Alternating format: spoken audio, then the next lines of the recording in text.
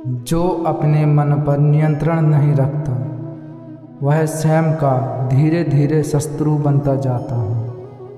मनुष्य का मन सदैव से चंचल रहा है। इस मन की चंचलता ने मनुष्य को पथभ्रष्ट तथा मार्ग से विचलित करने में कोई कसर नहीं छोड़ी। जो व्यक्ति अपने मन को नियंत्रण में नहीं रखता वह धीरे धीरे स्वयं का शत्रु बन जाता है।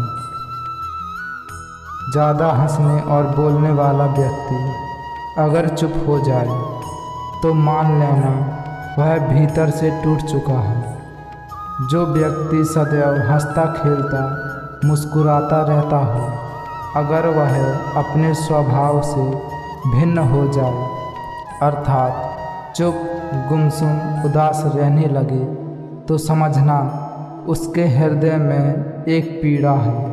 उस पीड़ा ने उसे कमज़ोर बना दिया है। जिस व्यक्ति के पास संतुष्टि नहीं है उसे कितना भी मिल जाए वह असंतुष्ट ही रहेगा। जिस व्यक्ति के पास संपूर्ण धन दौलत ऐश्वर्य वैभव सब है मगर संतुष्टि नहीं है, उस धन दौलत का कोई अर्थ नहीं है।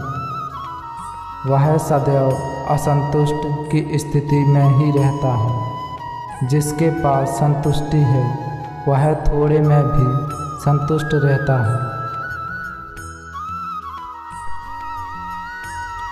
जिंदगी में सदैव अवसर का आनंद लेना चाहिए, लेकिन किसी के भरोसे को तोड़कर नहीं। जिंदगी में भरोसा एक ऐसी चीज़ है जिसे प्राप्त करना वर्षों की मेहनत के समान है।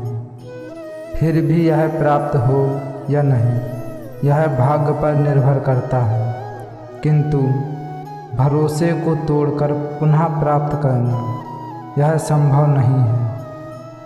इसलिए जिंदगी में अवसर का आनंद सदैव लें, लेकिन भरोसे को कभी टूटने ना दें। प्रेम में कोई वियोग नहीं होता, प्रेम ही अंतिम योग है, अंतिम मिलन है।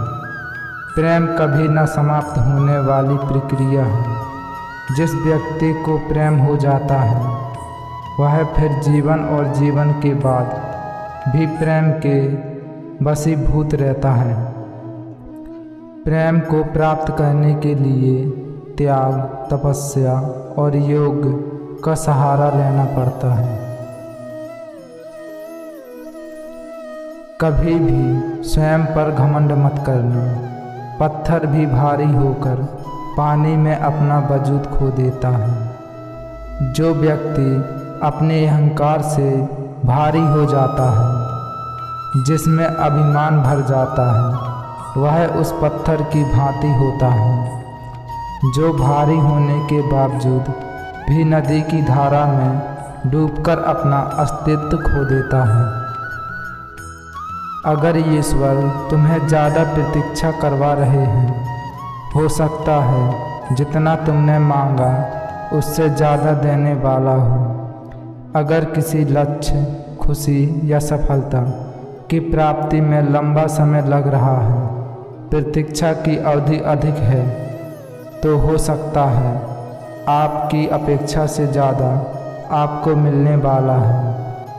अपने कर्म पर अड़े रहिए और विश्वास रखिए उस ईश्वर पर जो आपके कर्म की परीक्षा ले रहा है।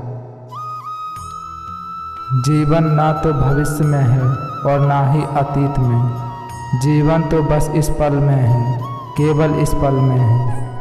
जो लोग जीवन को भूत और अतीत के भरोसे छोड़ देते हैं उन्हें श्री कृष्ण सावधान करते हैं। जीवन का अर्थ ना भूत है ना भविष्य, जीवन केवल और केवल वर्तमान है। इसलिए वर्तमान में अपने जीवन को आनंद पूर्वक जिए, निस्वार्थ कर्म को अपने जीवन में अपनाएं।